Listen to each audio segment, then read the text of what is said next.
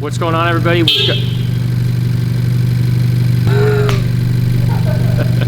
What's up, everybody? We've got Project FC3 back on the dyno today. We are installing a PRL cold air intake and comparing it to our short ram intake and noting any differences.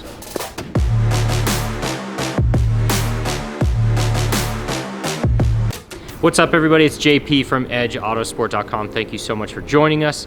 We've got Project FC3 behind me on the dyno, back at it, and this time we're doing something kind of simple, but something that we've seen a lot of questions on. Actually, a lot of people have asked us. We've seen it on the forums, we've seen it on Facebook groups. Does a cold air intake really make that much of a difference? And although this is going to be somewhat subjective because we're on a dyno, we can't simulate true road conditions on a dyno unless you had an insane fan setup, which we don't. So it's going to be a little bit subjective, but we're just going to make a note of any differences that are seen on the dyno from a cold air intake. At the end of the day, I think that you'd probably see a more dramatic difference on the street. So if we do find any differences on a cold air intake versus a short ram, you'd probably notice even more of a difference on the street with all the air being pulled through all the crevices and all the holes in the chassis and just everywhere that air is kind of flowing through. So on top of that, you're refreshing the air that's in that filter location probably a lot better on the street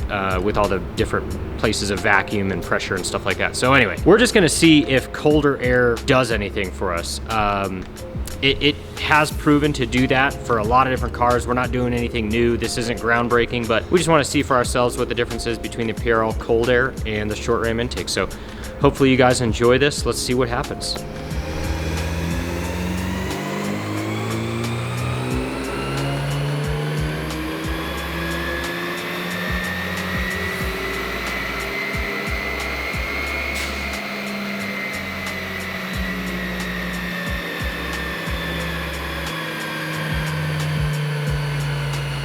Okay, so our baseline test for this intake air or air intake temperature demonstration netted us 257 pound-feet of torque, 209 horsepower. Right now, I think we're actually using an off-the-shelf map. It's not our custom tune, so we do not care about the numbers right now as far as like how much power the car is making and torque. What we're going to see is just the differences and the different characteristics of the graph, how much power and torque we make potentially with a cold air on the car. So we're just going to leave the car on the dyno, see if we can install the intake while the car's on the dyno. I think we can probably do that. Where we started out for boosted air temps, just to give you guys a reference, boosted air temps started out at 109 degrees at the peak. By the top of the RPM range, it was down to 89. So decreased 20 degrees. That's not really what we're concerned with right now per se, but the intake air temperature at the filter or pre-turbo ranged from 84 degrees at the hottest down to 80 degrees at the coolest. So that's around what we're seeing in the engine bay. And you can definitely tell that has something to do with the engine heat and a little bit of heat soak, even with the hood open and fans on, because that's definitely not even close to 80 degrees here in Denver. The high was 59 today, and that's outside, in the sun. Nice day out, but the high is 59. In the shop, it's probably a little bit cooler because the wind is coming through here and stuff, and we have no sun. So to see an 80-degree temperature is definitely, telling that it's experiencing some heat from the engine bay. So we'll see what a cold air intake does. Again, it's on the dyno. I don't know if there's going to be a big difference, but I don't know. We'll see. And either way, we're going to end up with a cold air intake on the car. So let's do this.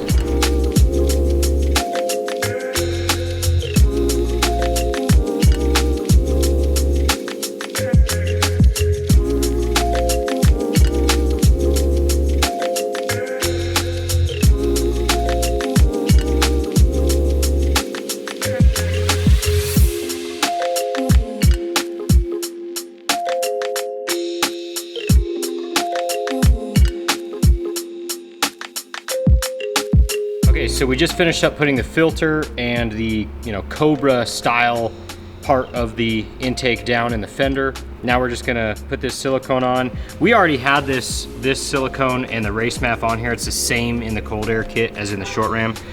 The only difference is this piece and going down in the fender. So we're leaving everything up here. We're going to put on this big piece of silicone. This thing is huge. Should be finished up, plug in the MAF, and then put it back on the dyno, see if we get any better temps.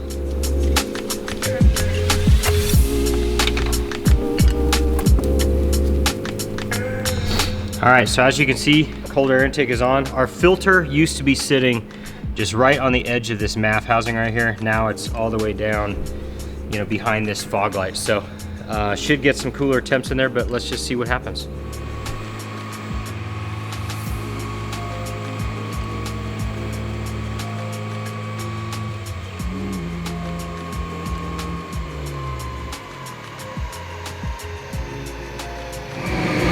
Smoking. What? Smoking. I see that. What'd you guys do? What did you do? Does it smell like fireworks? It does. Oh, you.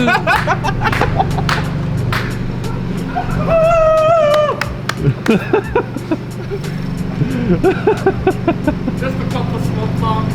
I gotta flash another map real quick, JP. It'll only take 10 minutes. Just want to see what a little more timing will do on this car.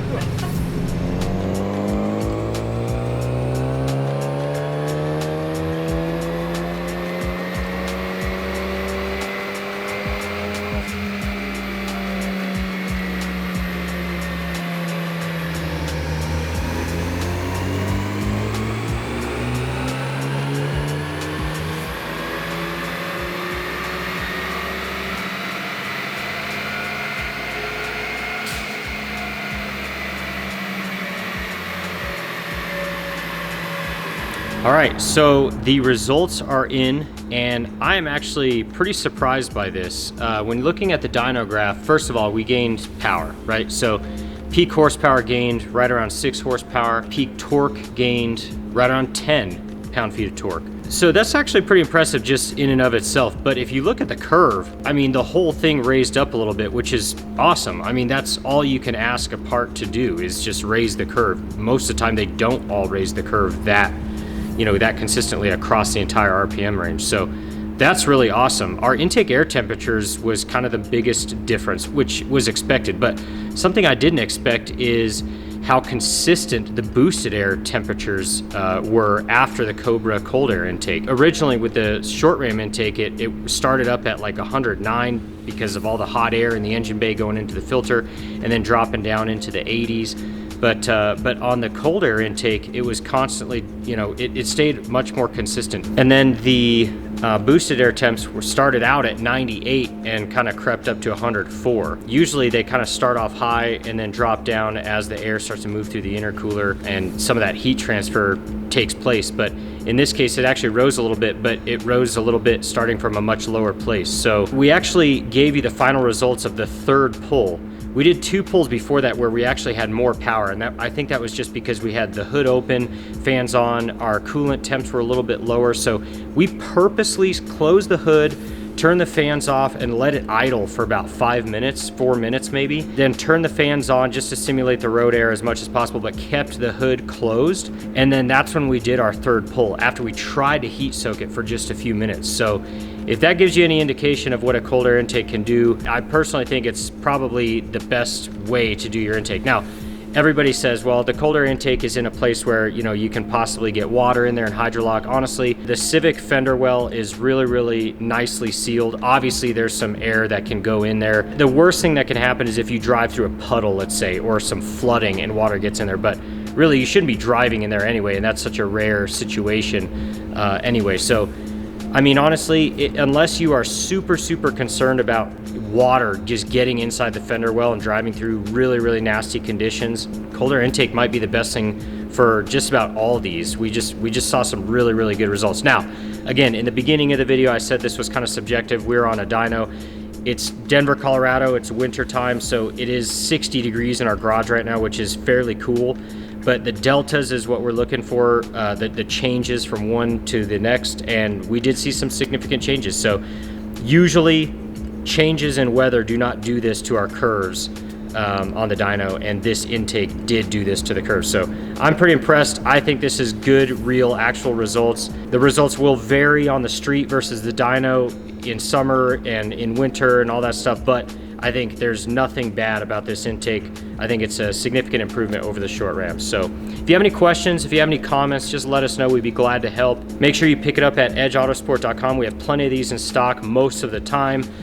We're always getting a fresh supply from PRL. So hopefully you guys enjoyed the video. We were glad to put this one out for you. Glad to see some real results. We'll see you on the next video. Thanks, guys. Boo. This one's for you. You know what I'm talking about.